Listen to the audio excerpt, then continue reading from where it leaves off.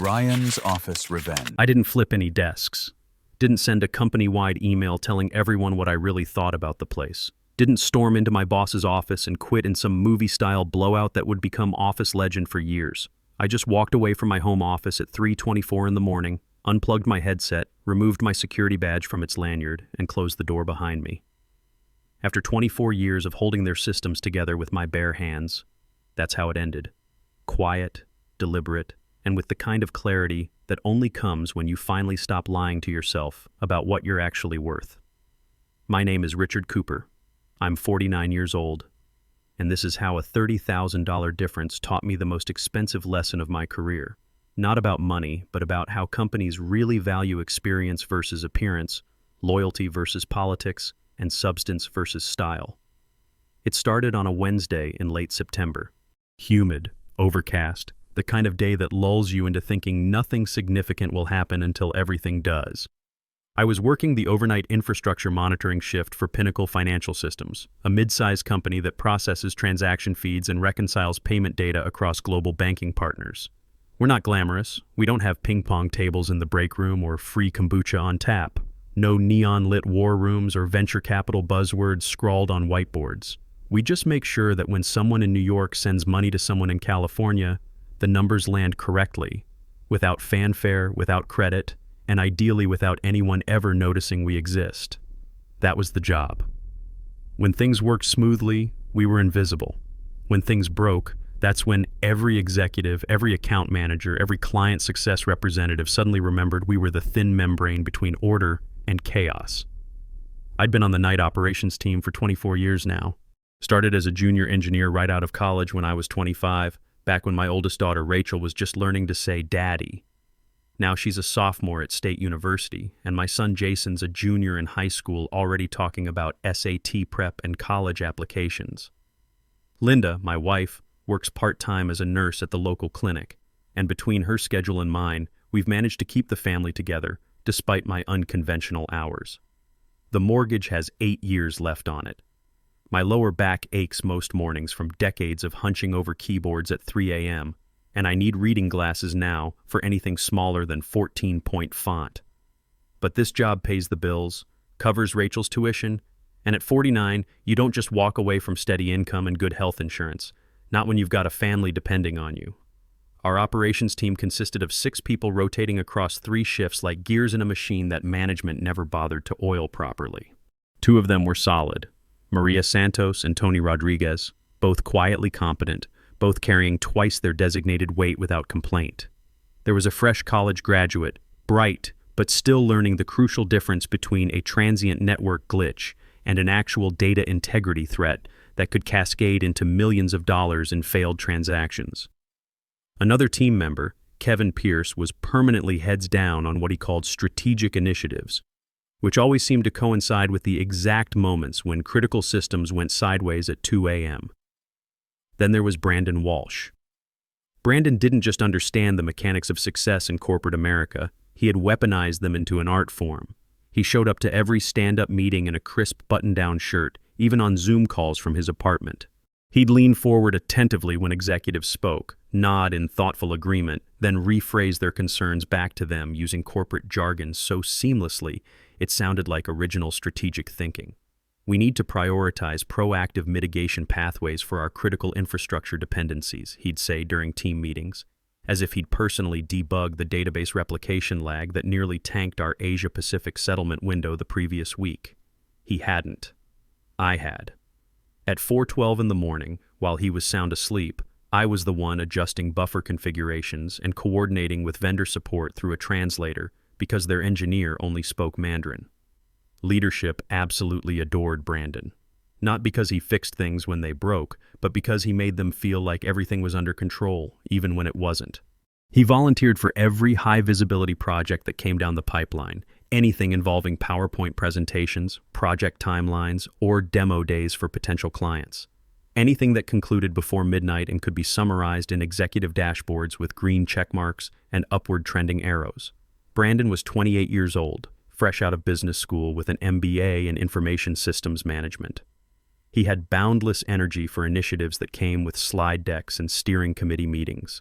He spoke fluently in the language of quarterly objectives, key performance indicators, and strategic roadmaps. What he didn't have was any real understanding of what happened when those carefully planned systems encountered the messy reality of 3 a.m. emergencies. Meanwhile, I was operating in the shadows, quite literally. My office was my home desk, bathed in the blue glow of multiple terminal windows, while the rest of suburbia slept peacefully. When the payment processor's API suddenly began throttling all requests at 2:47 a.m. due to an undocumented rate limit change that their support team wouldn't acknowledge until business hours, I was the one parsing through thousands of log entries, rerouting traffic through backup endpoints, and writing temporary adapter scripts so our reconciliation jobs wouldn't fail and leave millions in transactions hanging in limbo. I'd been the one who trained Brandon when he joined our team 18 months earlier. Spent weeks walking him through our legacy monitoring systems, explaining the subtle differences between alerts that looked identical but required completely different responses.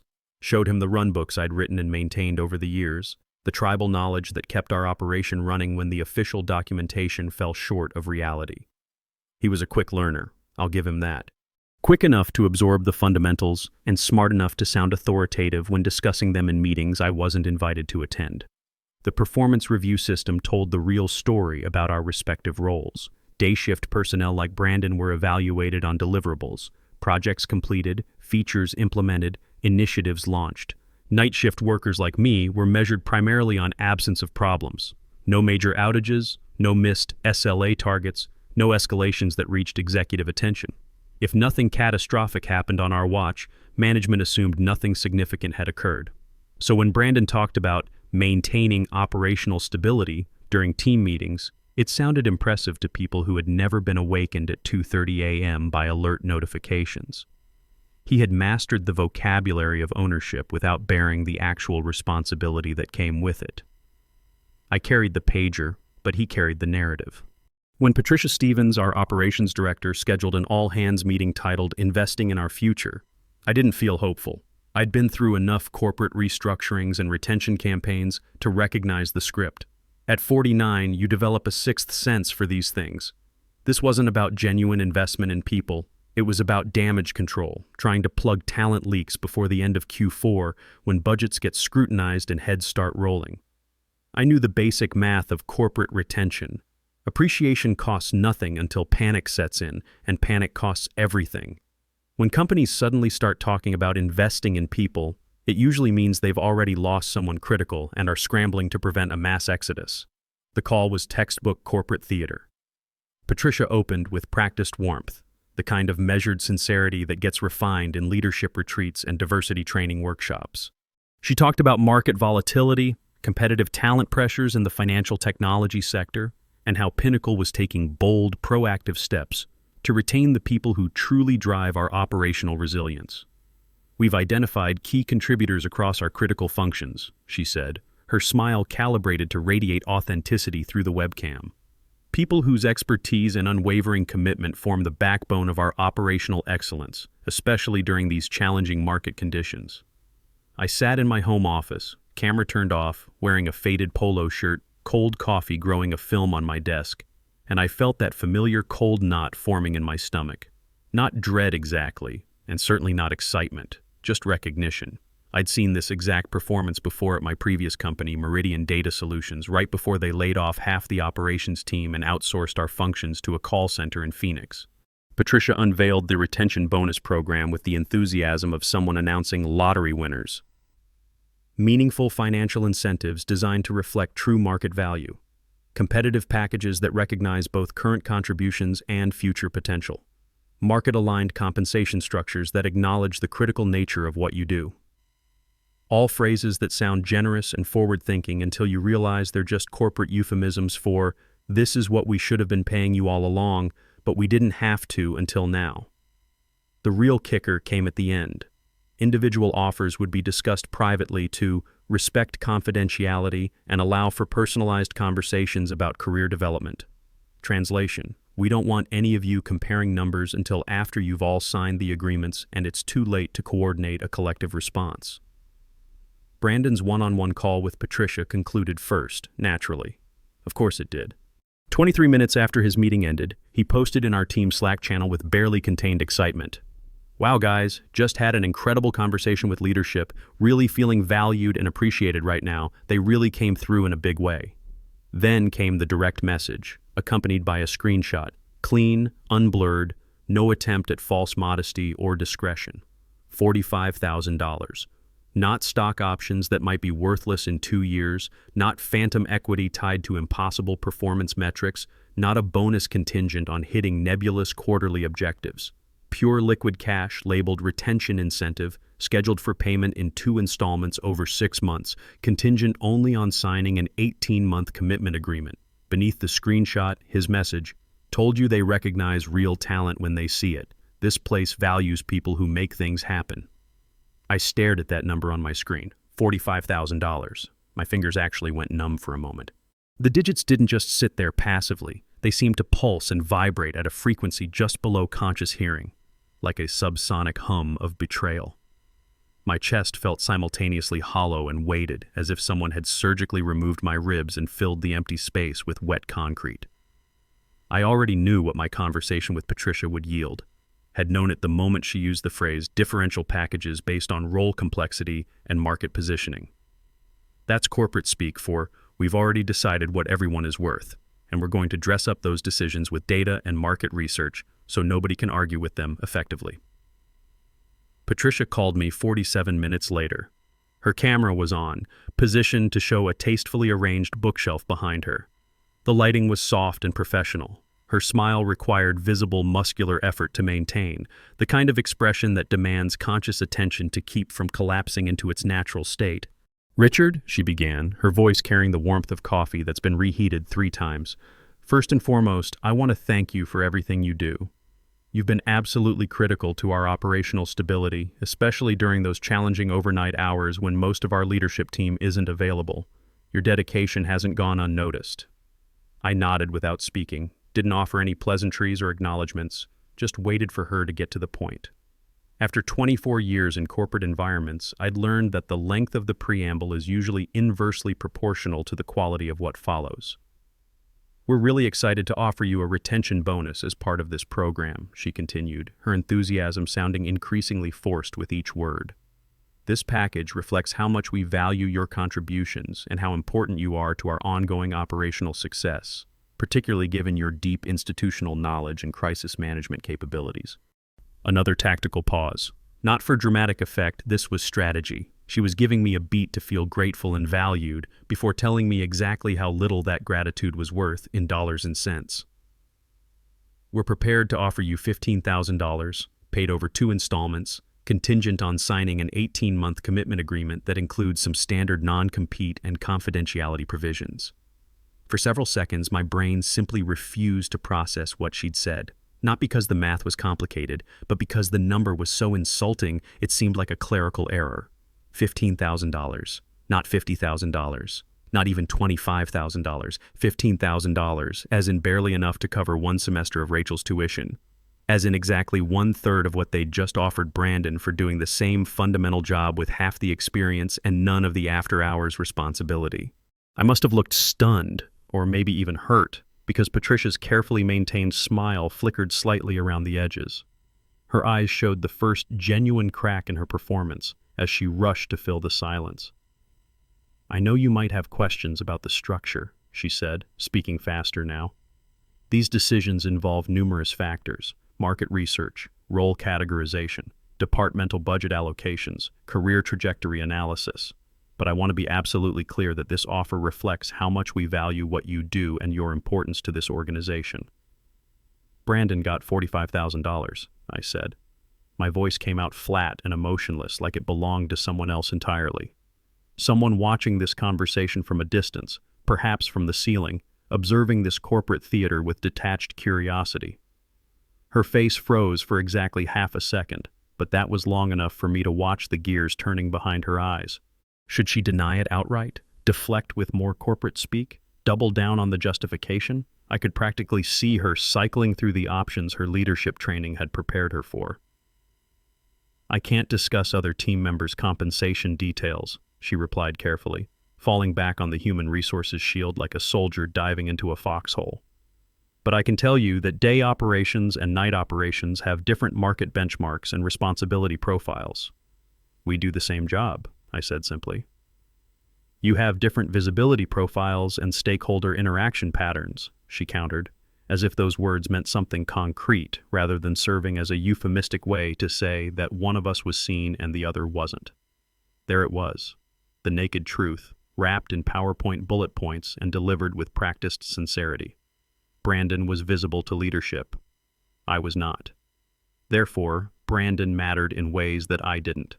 The quality of our work, the impact of our contributions, the years of experience and institutional knowledge, none of that factored into the equation as much as simple visibility. Something fundamental shifted inside me at that moment.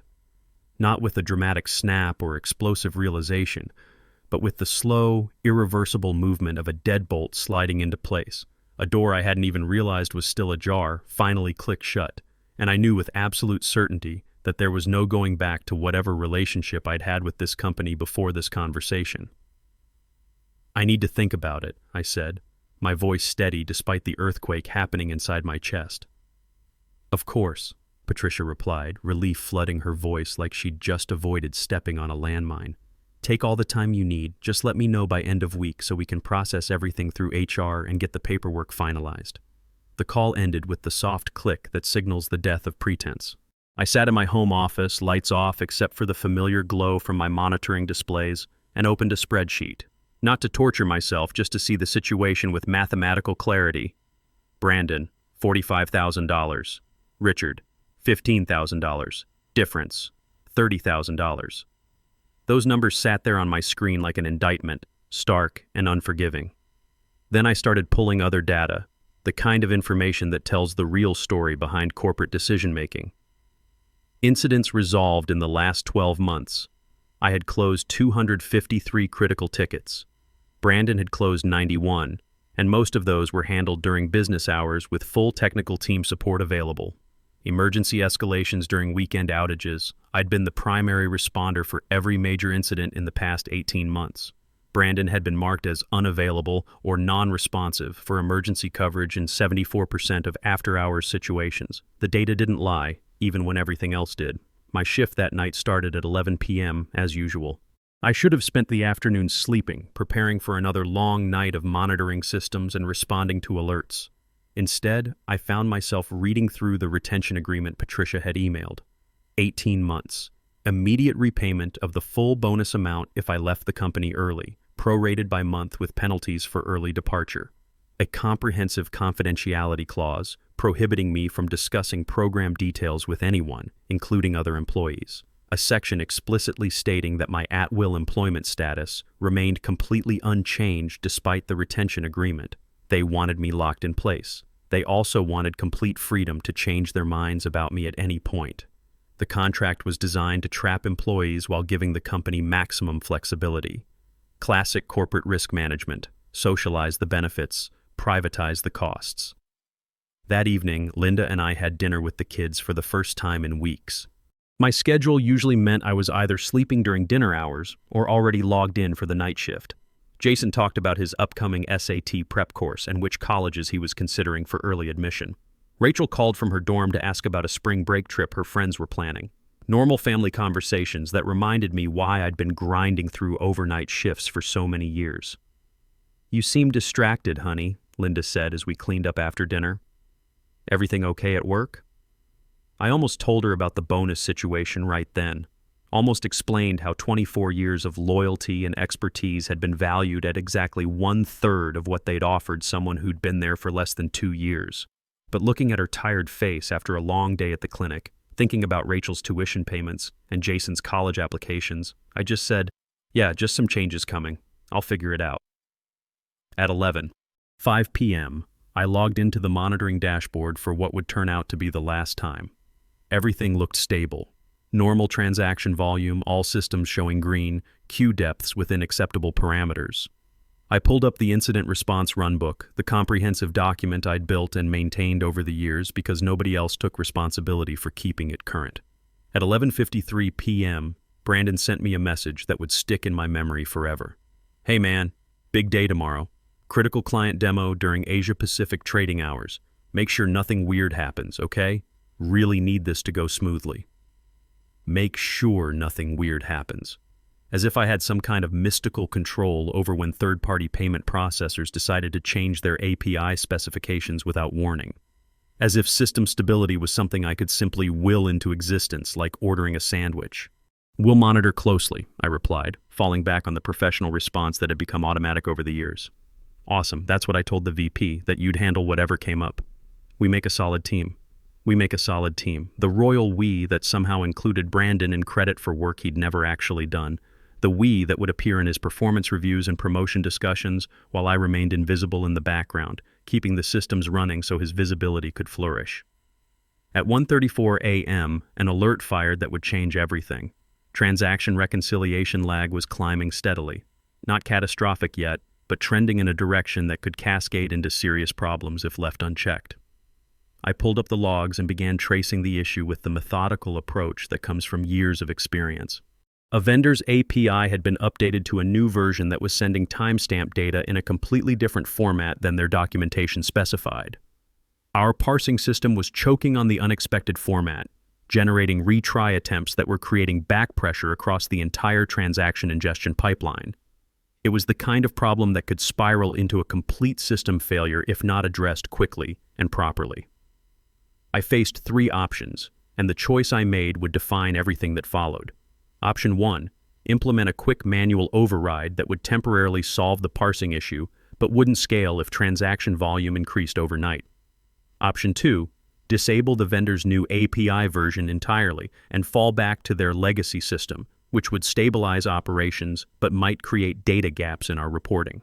Option 3, fix the parsing logic properly, which would take about 45 minutes of concentrated work but would actually solve the underlying problem permanently.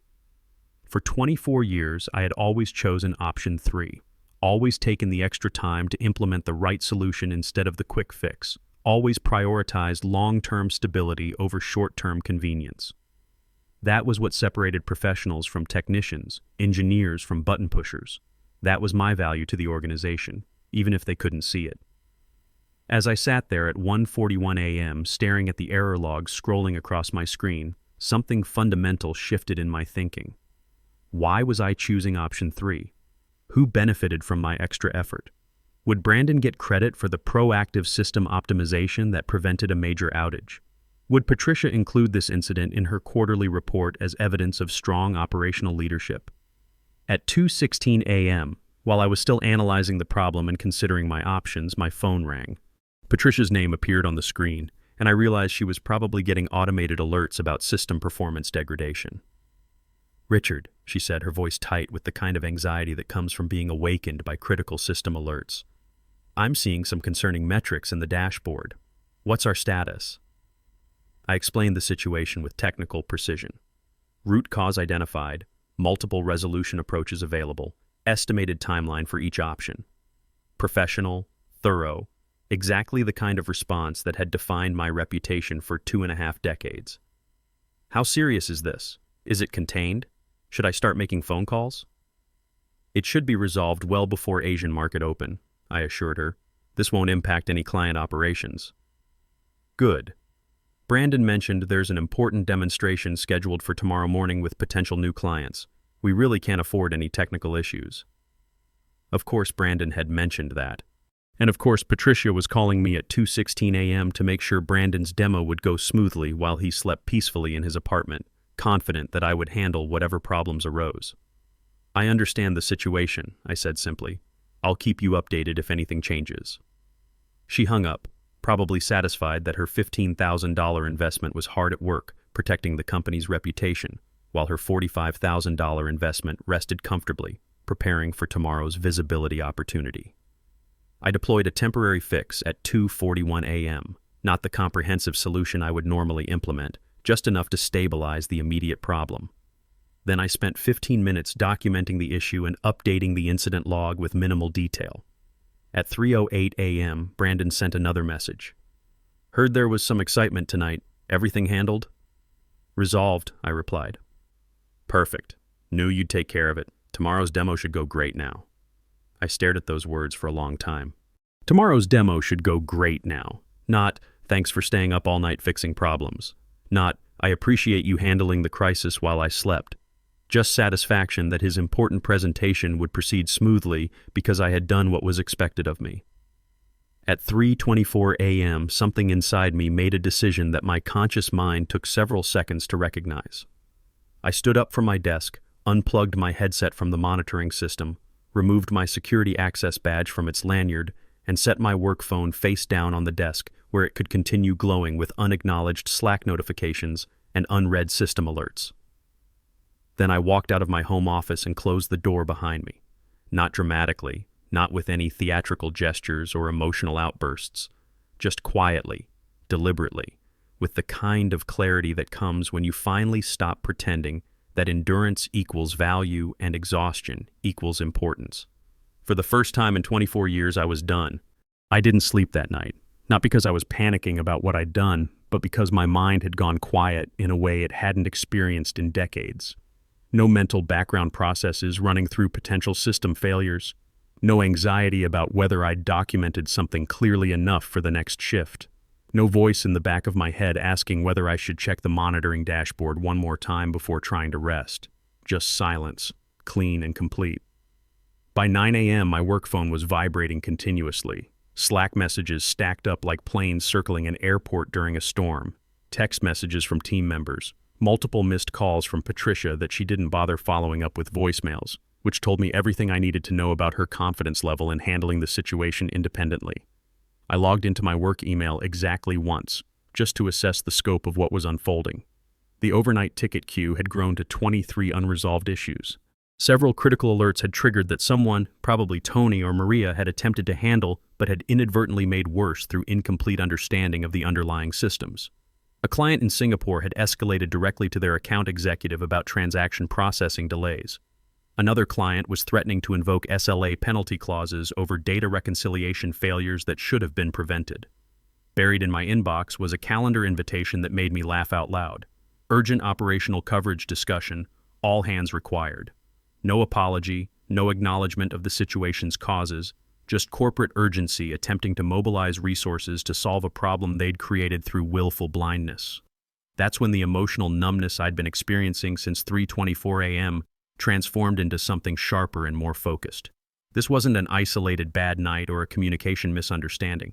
This was the inevitable culmination of 24 years of a systematic pattern I'd been too tired, too professional, or too hopeful to fully confront until now. I spent the morning methodically going through my personal files, downloading performance reviews from the past 5 years, exporting my complete ticket resolution history, and cross-referencing major incident reports with on-call schedules. Every critical system saved during the past 2 years had occurred between midnight and 6 a.m. My name appeared in the resolution documentation for 91% of them. Brandon's name appeared in 8%, usually in phrases like coordinated stakeholder communications or facilitated post-incident review sessions. At 6:15 p.m., Patricia called again. This time I answered, curious to see how she would frame the situation. She abandoned any pretense of pleasantries and went straight to business. "Richard, last night's issues created some significant challenges. We really need consistency and reliability in our overnight coverage, especially with several high-stakes client presentations happening this week." "Then you should pay for consistency and reliability," I replied simply. Silence stretched between us, heavy with implications. "Richard, I understand you might be feeling undervalued right now, but—" "I want off permanent night shift rotation," I interrupted, my voice calm but completely firm. "I want documentation and training standards that prevent single points of failure. I want compensation that reflects the actual scope and impact of the work. Otherwise, this retention agreement doesn't make sense for me or my family." Another pause, longer this time. I could hear her breathing, could practically feel her mental calculations about budget constraints, departmental politics, and quarterly performance targets. Those kinds of structural changes aren't something we can address immediately. Right now, we need you focused on operational execution. There it was, stripped of all corporate euphemisms. They needed me, but they weren't willing to respect me. They wanted my dependence without offering dignity in return. "I understand your position completely," I said, and I truly did understand it for the first time in years. That night, I didn't log into any work systems. I didn't check alert dashboards or respond to emergency messages. Linda and I went to see a movie instead, some mindless action film that let me turn off my brain for 2 hours without thinking about queue depths, API timeouts, or whether anyone was drowning in problems I used to solve automatically. By the time we returned home, my work phone showed 21 missed calls.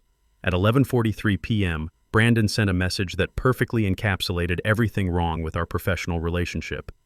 "Dude, where are you? Everything is falling apart here. Client demo got postponed. VP is asking questions. Really need you to jump on this." I read his message twice, thinking about every time he'd logged off early while I stayed late to fix critical issues. Every time he'd summarized my technical work in meetings using buzzwords that made it sound like strategic planning rather than emergency firefighting. Every time he'd used "we" when he meant "you."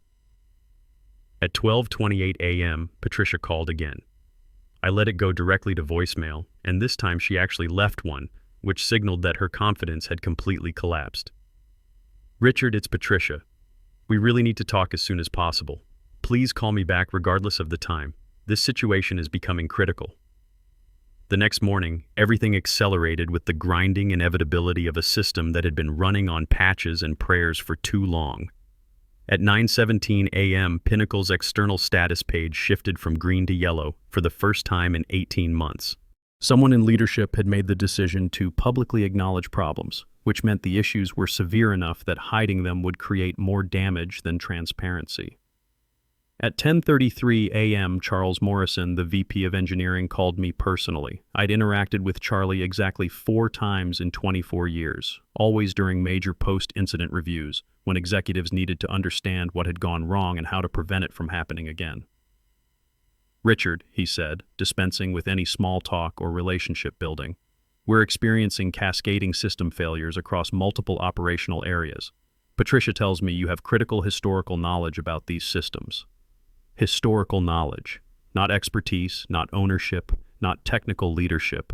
Just historical knowledge, as if I were a reference book instead of the engineer who'd been preventing these exact failures for over 2 decades. "I do have that knowledge," I confirmed. "Can you join an emergency bridge call with our technical leadership team? We need all hands on this." I thought about the retention agreement sitting in my email, about Brandon's $45,000 compared to my $15,000, about 24 years of 3 a.m. phone calls and weekend emergency responses. "I could help," I said slowly, "but I won't." The silence was profound. "I don't understand. Why wouldn't you help during a crisis?" "Because your company just told me I'm worth $15,000 to retain for 18 months while Brandon is worth $45,000. Those numbers represent your assessment of our relative value. I'm respecting that assessment." "This isn't about compensation structures." "It's exactly about compensation structures," I interrupted. "You've made your decision about what my expertise is worth. I'm simply accepting that decision and acting accordingly." By Thursday afternoon, the technical crisis had been contained, not because root causes had been addressed, but because Pinnacle had thrown enough contractors and emergency consultants at the problem to implement temporary workarounds. The real reckoning, however, was just beginning. Patricia disappeared first. Not fired exactly, just quietly transferred to some ambiguous role in vendor relations where she couldn't make decisions about technical personnel. Her Slack status went permanently offline. Brandon lasted longer, continuing to post frequent updates and volunteer for high-visibility recovery initiatives. But now people were listening for substance rather than style. When asked about replication lag thresholds, he offered vague references to data integrity best practices.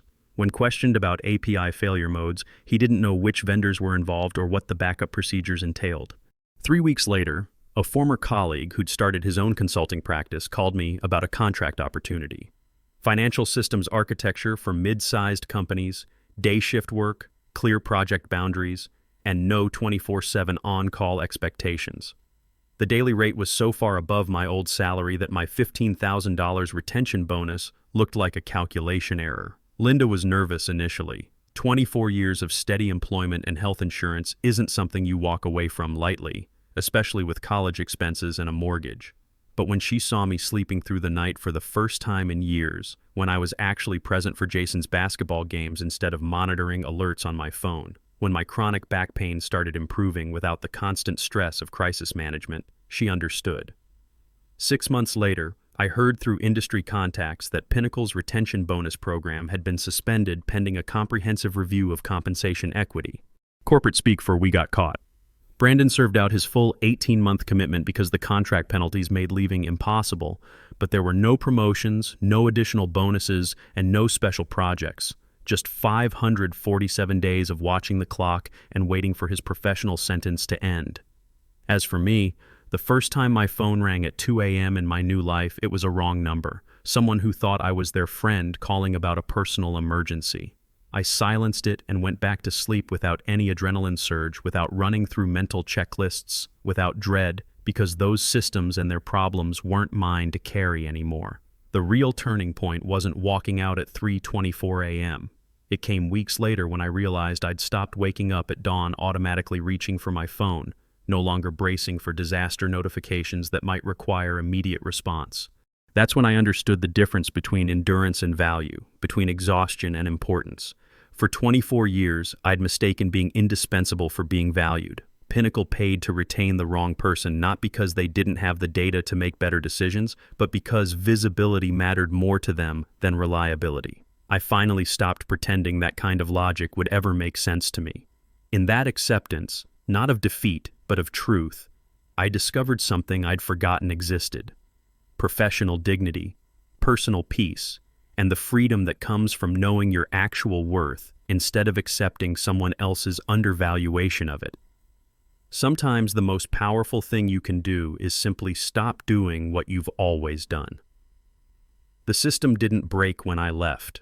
It revealed it was already broken, held together by one person's willingness to accept less than they deserved.